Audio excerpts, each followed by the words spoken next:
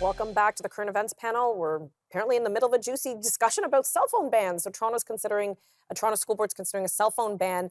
Mike, you wanted to respond to Michelle's charge. Is this government overreach? Should the parents be regulating the cell phones? Is it the teacher's job? Like, who's in charge here? You know, the parents should be teaching their children not to be using their cell phones in class, Yeah, but that's not what's happening. They are, and I think it's too much to put on the individual teachers. And it makes sense to me that if you're going to have a policy, it should be a board-wide policy that applies to all the schools. I disagree Okay, why do you disagree? because I don't think it has to be a board-wide policy. I think each individual school can make their own mandates. Again, it's not a constitutional freedom where you can argue saying like, oh, if the school decides that I'm not going to have a cell phone, someone can argue saying, well, this is a constitutional right. You're quashing my right. I'm sitting there going like, each individual school can do it. Why do you have to have the province to do it? Why do you have to have Big Brother to say that this is the way it's supposed? I'm arguing stop government overreach. Schools govern themselves, so let them govern them. You know what? I don't like the word ban in general. Whenever you start banning things, it tends to put you on a really bad path. A lot of things get banned. That being said, I'm probably the mother I am the mother of children this age that probably would have these devices, or, they would be of that age where that would happen. I do know a couple things. One, it is almost expected now that if a child needs to call their parent, they have to do so from their own device. They seldom use Yeah. the secretary. So I think something has to be said about that. There has to be a parental phone or something. Beyond that, Policies are needed, Tanya. pardon? They're needed. Yeah, Policies are definitely needed. yes. But at the end of the day, I don't think a government-wide ban is necessary. I think each individual school can figure it out because there's pluses and minuses.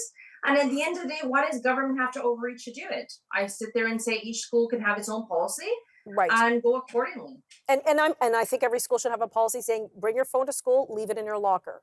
Leave it in your locker. We don't Yes, have exactly. we don't have active We shooter accept, if we situations. accept that Yeah, I think every school should have that policy, then why not make it a board policy? This isn't a mandate from the province. This is the Toronto School Board.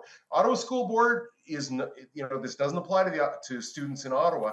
This only applies to those students in the Toronto School Board. So, let's try this out. I think it makes sense, and I think it's not really a ban. I think it is a restriction in usage. How about this, Mike? Bring them to school, just I, not have them in class. I have one comment before we go to commercial. How about we not make it a ban? How about we make it a mandate?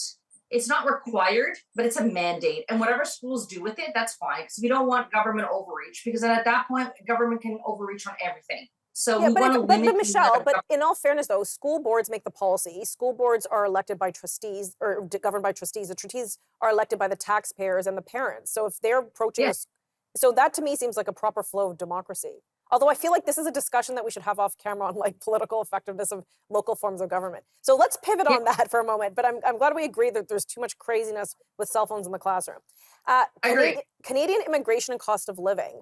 We talked about the cost of living and the burden menstrual products places on perhaps women in certain financial cohorts. We are now seeing after a we're seeing a 2-decade high of Canadians now leaving.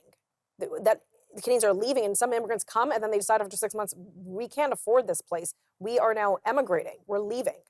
Michael, do you want to start us off on this? We have about a minute and 20 seconds. Yeah, very quickly, what's happening is people are coming from other countries to Canada, as they always have, to seek a better life. They're getting here and they're finding that the cost of living now is so high, it's better just to go home. And increasingly, that's what we're seeing.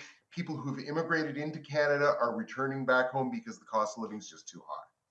Wow. That's, I'm a child of immigrants. So to hear this is shocking because Canada used to be this.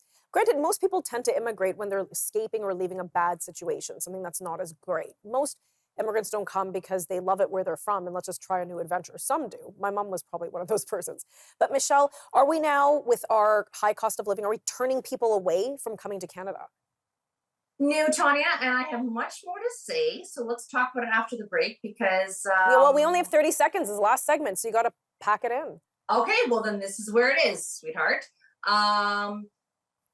Everybody wants to come to metropolitan places, and at the end of the day, Canada is vast and large, and we develop other parts of Canada.